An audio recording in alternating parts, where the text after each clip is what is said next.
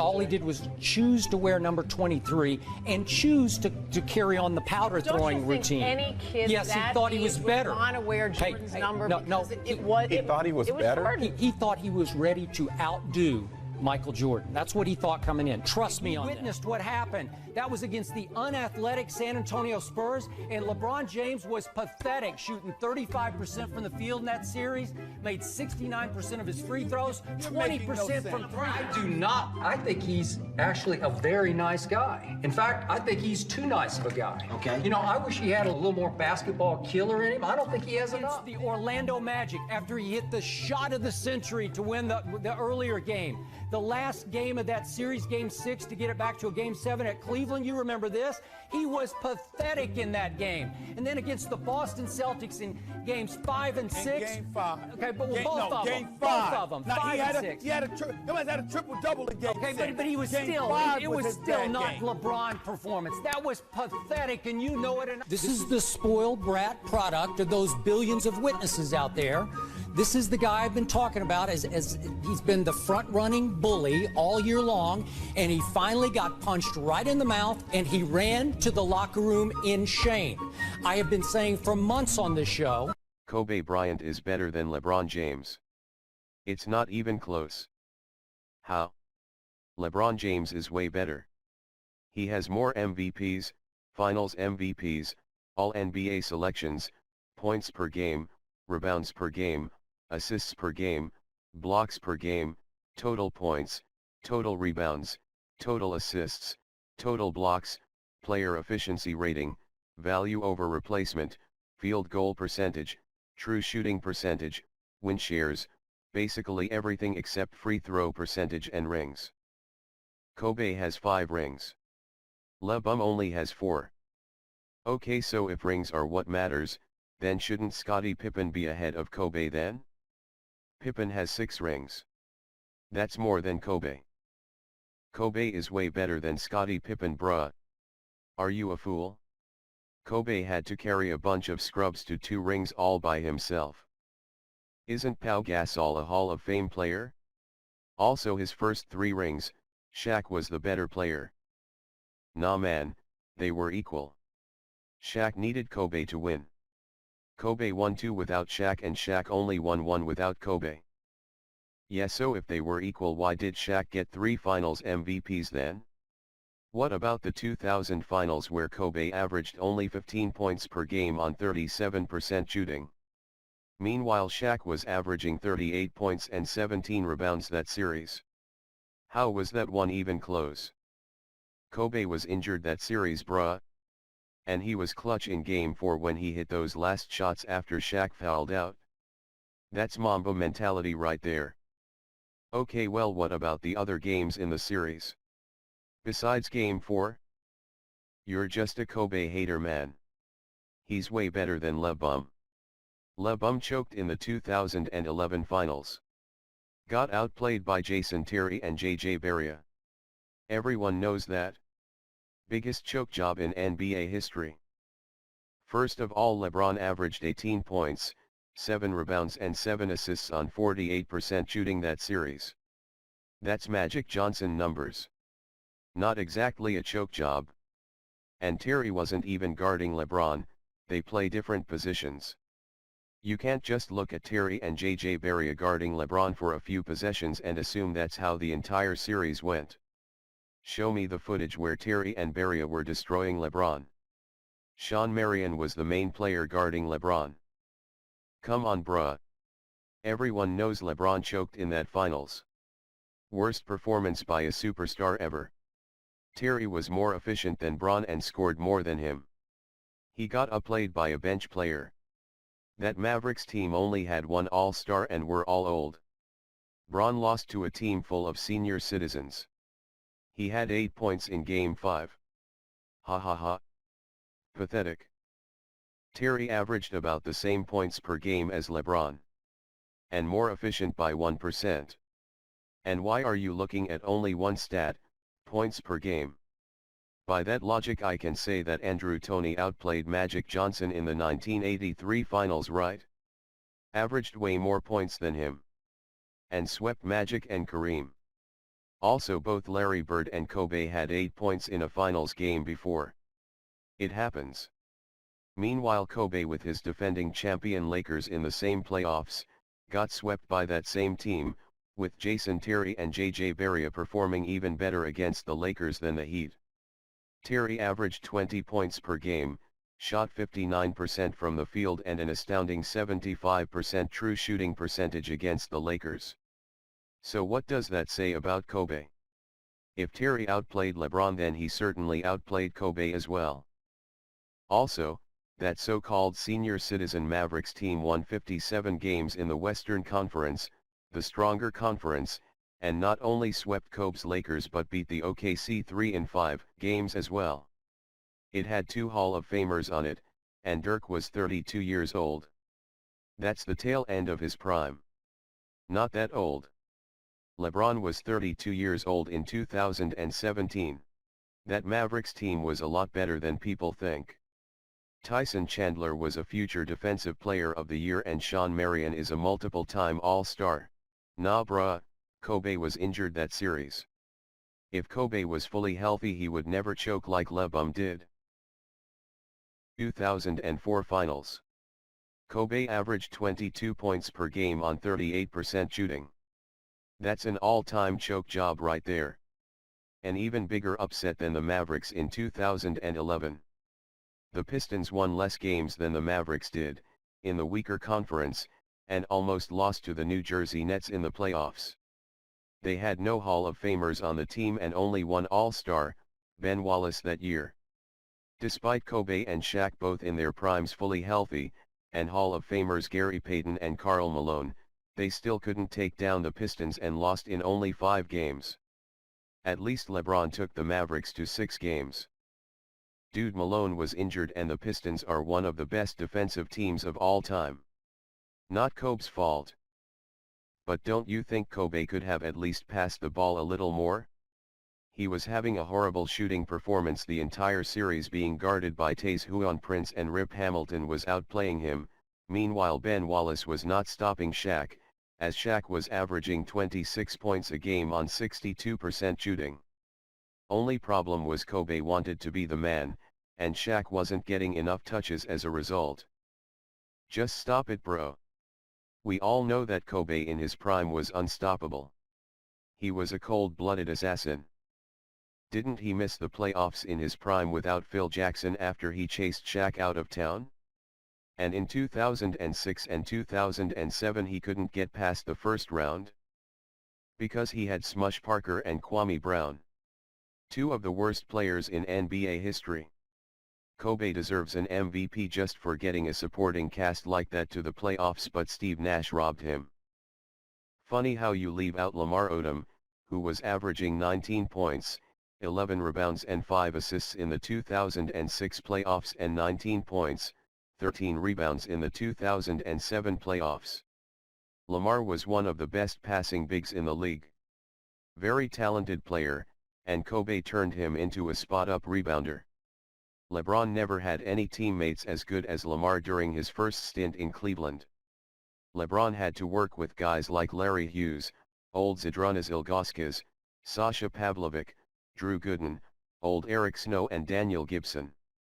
Those guys aren't much better than Smush and Kwame, but LeBron took them all the way to the finals in 2007, and in 2006 he took the Pistons, who were in the finals the previous year, to 7 games, with his second best player Zydrunas averaging only 11 points a game in the playoffs. Oh, and he had to deal with that supporting cast for 7 years. Never complained about it though. Kobe only had Smush and Kwame for 3 seasons, whined about it every day, and his fans act like he had them for half his career. Oh, and by the way, guess who was second place in MVP voting in 2006? It was LeBron. Kobe was 4th place. So if anything, Nash robbed LeBron, not Kobe. LeBron had an easy path to the finals. He was playing in the weak East. And he had a horrible performance in the 2007 finals. Okay, so either the Pistons were an all-time great team playing in the East and the East was not weak, or the East was weak and Kobe choked against them. Can't have both viewpoints. Also, LeBron wasn't even supposed to be in the 2007 finals. When your supporting cast is Drew Gooden and Daniel Gibson in the finals, of course the defense will focus on LeBron. He didn't even have Larry Hughes because Larry's brother died that playoffs, and Larry isn't even that good anyways. And Kobe's team was good enough to be up 3-1 versus the Suns in 2006. Except Kobe stopped shooting in the Game 7 and gave up on his team. What's up with that? Come on bruh, he was trying to show Phil Jackson how bad his teammates were. Nobody could win with that kind of supporting cast and Kobe wanted to prove it. Yeah, but in a Game 7? Out of all the times to teach his coach a lesson, it's in a do-or-die game. Oh, and of course Smush and Kwame are going to look worse if you don't pass them the ball. How can they score if you don't give them the ball? Why would he give them the ball? They suck. We all know Kobe carried that team. Every time I think of that 81-point game, I jizz. Such a legendary performance. Kobe hitting all kinds of tough shots. Oh my god. I think I just came again thinking about it. And outscoring the Mavericks single-handedly in 3 quarters with 62 points. Mamba mentality. Oh, I miss you Kobe. I want to make love to you Kobe. Mamba forever. Geez, calm down dude. Kobe shot 46 times that game. In the NBA's top 10 all-time shots taken, Kobe holds 5 of those top 10 spots. And when you shoot as much as Kobe does every game, eventually some night, especially against a terrible defensive team like the Raptors that game, you get lucky and you start getting more efficient than usual. That's how Kobe got 81 points. And it was in the regular season too. Nothing on the line. And sure, Kobe takes a lot of tough shots, but you gotta think about why he does that. When you have guys open, even guys like Smush and Kwame, and you are being double or triple teamed, you pass it to the open man, period. It's the better shot. It's basic basketball IQ. Kobe doesn't have magical powers that would cause him to be more efficient against multiple defenders. And those guys are professional basketball players. Even a high schooler can hit an open jump shot. Kobe taking those shots show a lack of basketball IQ and trust. You a Kobe hater for sure bruh. Kobe has the Midas touch. He is a basketball savant. He is a prodigy. A cold-blooded killer. Opponents fear him with the ball in his hands. Mamba mentality. How come we haven't seen any other player hit 81 points if it's easy to do? Because other players don't have the green light to shoot as much as Kobe does. If a more efficient player like Steph Curry, or Kevin Durant, or LeBron James, or Klay Thompson shot 46 times, of course they can get up to 81. But the thing is, when these guys get hot, often they are in a winning position and the game is already won, so they don't need to play the fourth quarters in those games, therefore depriving them of more shot opportunities. Kobe was in the unique position of having very close games that required him to stay in the game, and also having a green light to hog the ball and shoot it as many times as he wanted to. Kobe was virtually uncoachable, as detailed by Phil Jackson in his book The Last Season. Kobe needed the triangle offense and a bunch of rebounders around him to ever win anything with his style of play. Kobe's style of play got him 5 rings, that's what matters. It's too bad we never saw a Kobe and LeBron matchup because LeBron choked in 2009 against Dwight Howard. Ha ha ha ha. And don't forget LeBron choked in 2010 too against the Celtics. Trash. That's facts. 100%.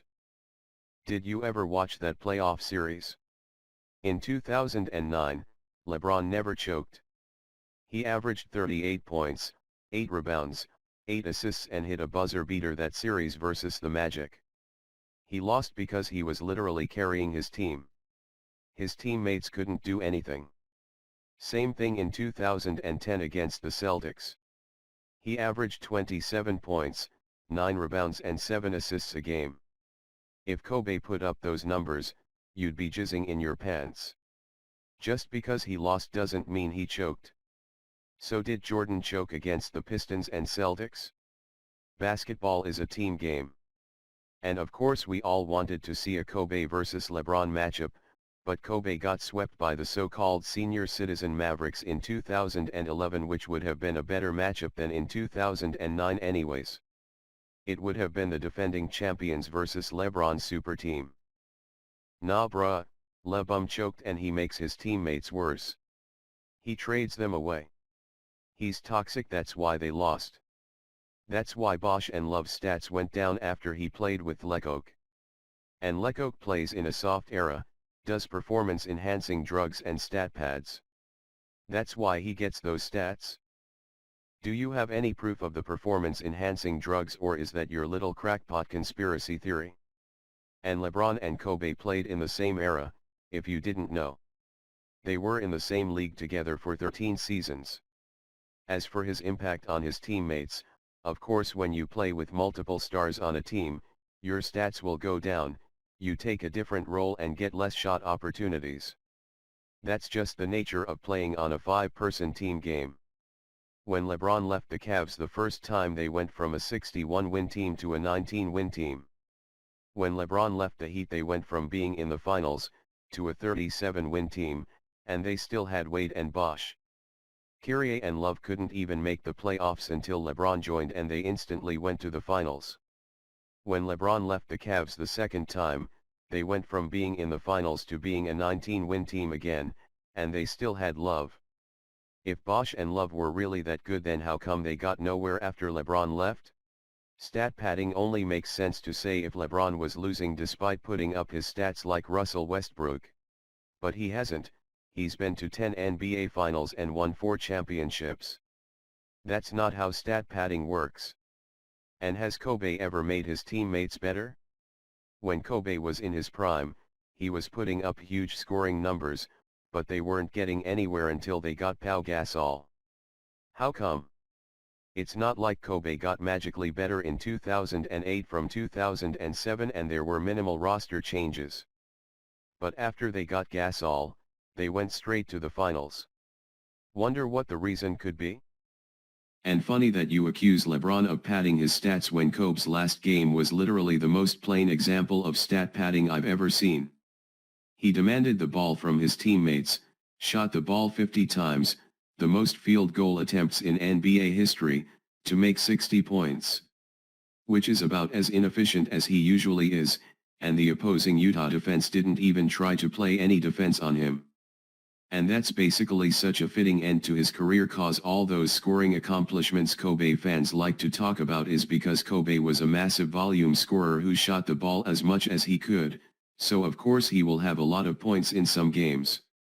That's also why he has so many game winners in the regular season and so many points in the fourth quarter.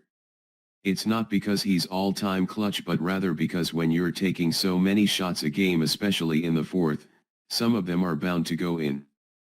What they don't tell you is how many game winners he's missed when he's taking all these shots.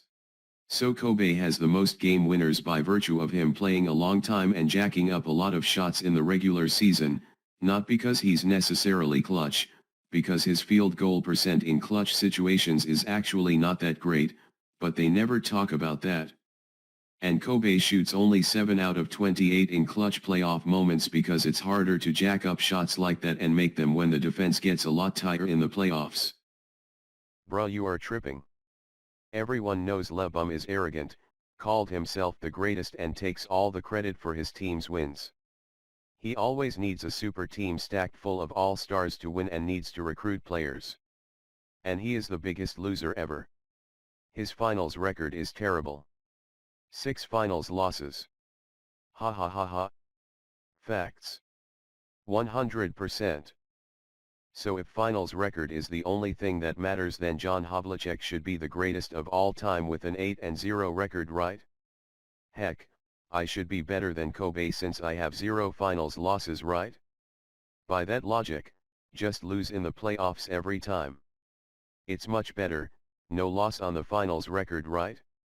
The reason why Kobe has a better finals record than LeBron is because Kobe was lucky enough to play with prime Shaq and be coached by Phil Jackson in his career. LeBron got 2 years of Dwayne Wade's prime before he declined, and Chris Bosh, Kevin Love, and Kyrie Irving are not on the same level as prime Shaq. Anthony Davis comes the closest, but he's also injury-prone. LeBron has never been coached by a Hall of Fame coach in his career. Also ironically, if LeBron played his career in the West he would actually have a better finals record. The reason is because he would need a stronger team to get through the stronger conference in the West. By the time he reaches the finals, he has the strongest team from the stronger conference, and he would be facing the strongest team from the weaker conference. Obviously with this arrangement, he wouldn't lose as many finals. The reason why he lost so many finals is because he was at a disadvantage usually with underdog teams against strong opponents from the stronger conference. As for LeBron's personality, LeBron has never thrown teammates under the bus. Kobe publicly blamed Pau Gasol for the 2010 Game 4 loss to OKC even though he was the one who missed all the shots and caused them to lose the game. Kobe basically ruined Smush Parker and Kwame Brown's careers, and almost ruined Dwight Howard's career too, until Dwight latched onto LeBron for a late career ring. And if Kobe loses, all his teammates get the blame. When Kobe wins, he gets sole credit for the accomplishment. Another example is the Olympic teams. Kobe was struggling on the 2008 Redeem team until he started going off the one quarter against Spain, and now that's all everyone remembers. Meanwhile, people say the 2004 Olympics winning bronze was LeBron's fault even though LeBron barely played on that team since he was a rookie. LeBron also gave J.R. Smith another chance after J.R. blew Game 1 of the 2018 Finals. By the way, all these guys want to play with LeBron. It's not just LeBron recruiting them. It's them wanting to play with LeBron too. Sure, LeBron called himself the greatest, but it was in an interview in the heat of the moment and everyone criticizes him for it.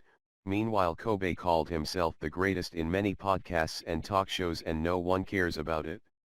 Kobe also took the league's biggest salary after his injury in 2013, which prevented the Lakers signing any big free name agents for the next couple years.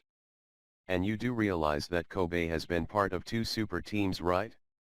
In 2004 he teamed up with Karl Malone and Gary Payton, and in 2013 he teamed up with Dwight Howard and Steve Nash, except he never won with those teams.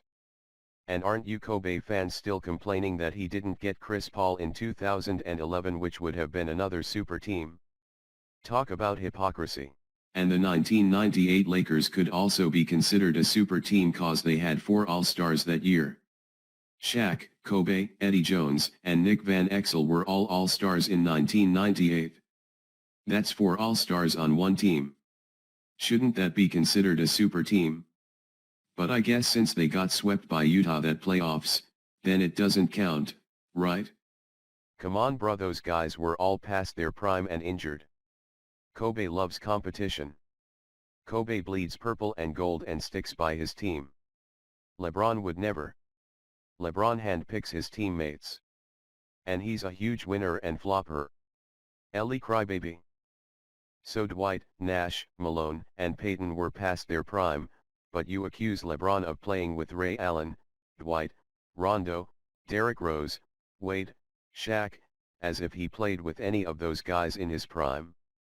Double standards much. Maybe I should mention that Kobe played with Eddie Jones, Nick Van Exel, Andrew Bynum, Metta World Peace, Horace Grant, Dennis Rodman, and Mitch Richmond at one point in his career too. If you want to list all the former All-Stars Kobe played with, it's just as many as LeBron. And LeBron did not start super teams. They've always been around, it's just that now players have the freedom to play with other stars instead of the front office making that decision for them.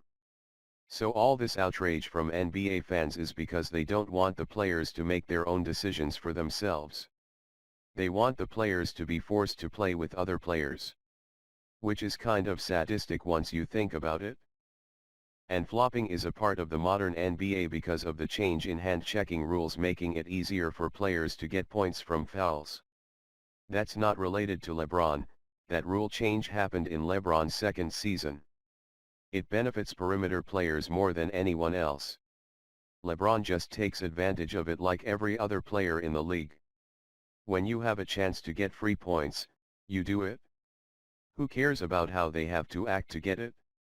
Free points could make all the difference when the game is on the line. And you'd rather get the win, don't you? Also, it's funny that people seem to forget that Kobe was demanding a trade almost every day in 2007 and 2008 when he had a bad team. There were trade rumors of Kobe to Chicago, to Detroit, and even to the Cavs in 2007 until the Lakers gave him Gasol.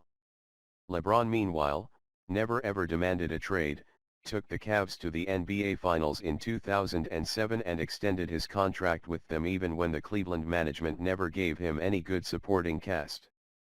He came back to Cleveland, won them their only ring in franchise history, led them to every Finals in franchise history and is the all-time Cavs leader in most categories. How's that not loyal? Kobe is also an elite defender. He has 12 all-defensive selections. LeBron wouldn't be able to guard trash.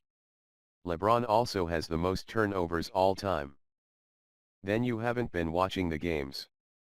LeBron in his first Cavs tenure and Miami tenure was one of the best, most versatile defenders in the league, able to switch from 1 to 5. He was also a great help defender too and was Defensive Player of the Year contention during that time. Kobe, I feel, is an overrated defender. During his early years he was pretty good, but after 2003, he started slacking off. His off-ball defense was mostly non-existent and his on-ball defense was very inconsistent. A lot of those all-defensive selections were based off of reputation. Kobe was consistently in the bottom of the league when it came to defensive adjusted plus-minus, and wasn't even the best defender on his own team, as Ron Artest and Trevor Ariza were often guarding the opponent's best player. I've never seen a so-called elite defender get so many guys who feasted on him. Allen Houston, Gilbert Arenas, and Jeremy Lin all got their career highs on him. Ray Allen, Tracy McGrady, Paul Pierce, Allen Iverson, and Brandon Roy would often do very well against Kobe. Jason Terry shot a record 9 three-pointers on the Lakers in the 2011 playoffs. There was even a game where Steve Francis and Cuttino Mobley combined for 73 points against the Lakers in 2003. And despite Kobe being more known for his scoring, LeBron averages more points than Kobe does in their head-to-head matchups too. LeBron averages 28 points a game and Kobe averages 24 points a game in their head-to-head matchups. LeBron's game high in points versus Kobe is 41 points and Kobe's game high in points against LeBron is 38 points. In the January 2008 game Cavs vs Lakers, LeBron dropped 41 points on Kobe including the game-winning shot. You really would expect better from a 12-time all-defensive player. And also all-time turnovers is a longevity stat. Notice that LeBron has the most assists all-time for a non-guard by far. He handles the ball more than all-time guards do, so of course he naturally gets more turnovers.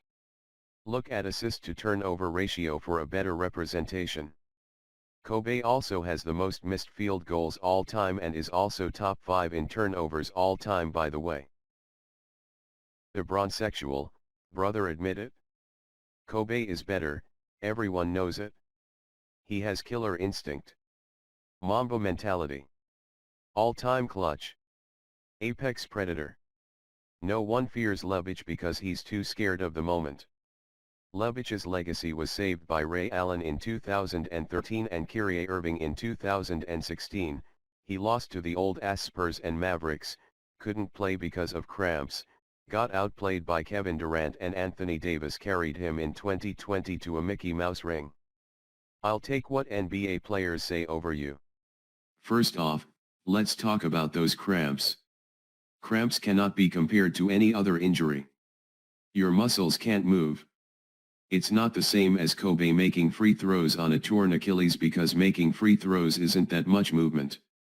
You really think Kobe would be able to move on a torn Achilles? And have you ever seen any professional athlete play with the cramps before? If not, then why make fun of LeBron because of it? Second, they did a poll with NBA players on who they rank as the greatest, and LeBron was ahead of Kobe by a slight margin, and this was back when LeBron had only 3 rings. He's higher on the list now.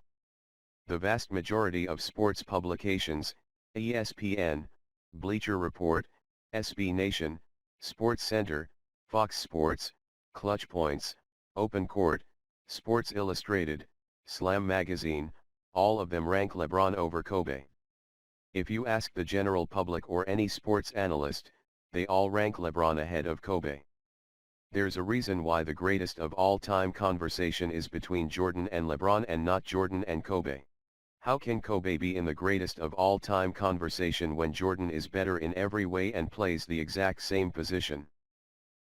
Okay, let's compare Kobe and LeBron's clutch stats and records based on the actual facts and evidence. Kobe in his first few years was a bench player and the Lakers kept losing to the Jazz and Spurs. Kobe in the 2000 finals averaged 15 points a game on 37% shooting, including 8 points in Game 5, that's the same as LeBron's worst finals game in 2011. In 2003, Shaq and Kobe lost to Tim Duncan's Spurs, and Tim Duncan had no other All-Star on his team that year. He had a rookie Tony Parker and Steven Jackson. In the 2004 finals, as I said, it's one of the worst performances by a superstar in a finals series. Kobe shot 38% for the entire series, including possibly his worst game ever in Game 3 where he had 11 points on 31% shooting. In 2005, Kobe missed the playoffs in his prime, and in 2006 and 2007 he couldn't get past the first round despite having Lamar Odom, who was a rare talented big man who could rebound and pass well. In the 2008 finals Game 4 he had 17 points on 31% shooting. In the 2010 finals Game 7 he shot 6 for 24, that's 25% shooting, and had to be saved by Pau Gasol and Ron Artest. That was a depleted Celtics team with a post-surgery Kevin Garnett and Kendrick Perkins out for 1 game, and Kobe barely was able to beat them. In 2011, of course, he got swept by the so-called senior citizen Mavericks. And then after his injury, he was arguably the worst player on the team, and the Lakers had their worst seasons in franchise history. In his last game, Kobe shot 50 times, which is the most by any player in NBA history. Regarding Kobe's clutch performances, he shoots 7 out of 28 in clutch playoff moments, and he won 8 out of 19 and averages 22 points, 6 rebounds and 3 assists on 44% shooting in elimination games. Meanwhile, LeBron has 5 buzzer beaters in the playoffs, the most all-time: 2018 Game 3 against the Raptors, 2018 Game 5 against the Pacers, 2015 Game 4 against the Bulls, 2013 Game 1 against the Pacers, 2009 Game 2 against the Magic. LeBron has won 12 out of 21 and averages 33 points, 11 rebounds and 7 assists on 48% shooting in elimination games. And Kobe has never had playoff moments like LeBron has had. We already went through Kobe's playoff record. Let's look at LeBron's playoff record. LeBron scored 29 out of the last 30 points against Detroit in the 2007 playoffs. In 2009, he had statistically the best playoff run of his career, averaging 35 points, 9 rebounds and 7 assists the entire playoffs. In 2012, when facing elimination by the Celtics, LeBron put up a 45-point, 15-rebound, 5-assist performance to save the series. In the 2013 finals against the Spurs Game 6, LeBron scored 16 points in the fourth quarter, even though Ray Allen hit the last shot. So much for LeBron shying away from the moment. And if only the last shot matters, then why don't we say Derek Fisher and Robert Horry saved Kobe's legacy then? Then in the Game 7, LeBron puts up a 37-point, 12-rebound, 4-assist performance to close out the series. So Ray Allen saved his legacy, right? In the 2014 finals, Kawhi Leonard got Finals MVP for guarding LeBron well. LeBron still averaged 28 points, 8 rebounds and 4 assists against the Spurs that series. In the 2015 finals, despite LeBron missing Kyrie and Kevin Love from injuries and his second best player being Matthew Dellavedova, he still took the Warriors to 6 games, and despite Andre Iguodala winning Finals MVP for guarding LeBron well, LeBron still averaged 35 points, 14 rebounds and 9 assists that series. In the 2016 Finals against the Warriors, LeBron came from 3-1 down to beat a 73-win juggernaut, averaging 30 points, 11 rebounds and 9 assists in the series, and put up a 27-point triple-double in the Game 7 along with that famous block on Iggy you may have seen to close the game out. So Kyrie saved his legacy, right? In the 2017 Finals against the Warriors, LeBron averaged 33 points, 12 rebounds and 10 assists for the entire series, the only player ever to average a triple-double for an entire Finals series. And in the 2018 Finals against the Warriors, LeBron averaged 34 points, 8.5 rebounds and 10 assists for the series, carrying a team where the only other player putting up double-digit scoring was Kevin Love. So Kevin Durant outplayed him, right? And in the 2020 Finals against the Heat, LeBron averaged 30 points, 12 rebounds and 8.5 assists on 59% shooting for the series, including Game 5 where he had 40 points on a ridiculous 73% shooting. He did this when he was 35 years old. Just for reference, when Kobe was 35 years old, the Lakers won 21 games for the whole season and had the worst record in franchise history. So Anthony Davis carried him, right? And if you call that a Mickey Mouse ring, what do you say to Kawhi and Giannis who couldn't get past the second round of the Mickey Mouse playoffs? So what's Kobe's best playoff moment? That one alley-oop to Shaq in the 2000 playoffs against Portland? So Kobe's most famous playoff moment wasn't even a shot made by him. Also, you make fun of LeBron's 2020 ring, but Kobe was the one who had a ring handed to him by the NBA. We all know that the Kings deserved to win that 2002 ring, but the NBA wanted the Lakers to win that series. Basically, you LeBron haters are only cherry-picking the few times where he underperformed or hating him based on irrational reasons, and not looking at the actual footage and stats and evidence, while for Kobe you are basing everything on his myth and hype, and raw points, rings, finals records, and not looking more deeply than that. Whatever LeBron does you haters will not be satisfied with. If he loses, then he choked. If his teammates aren't doing well, it's because he can't make his teammates better. If his teammates do too well, then they are carrying LeBron. If LeBron does too well, then he's padding his stats. If LeBron wins, it's because he had help. There's nothing LeBron can do. And for Kobe, he gets away with pretty much anything, from being an asshole to his teammates to attempted rape. Anyone who actually watches the footage, looks at the stats and are not blinded by Kobe fanboyism can clearly see that LeBron is the better player. You don't know basketball. You're a casual.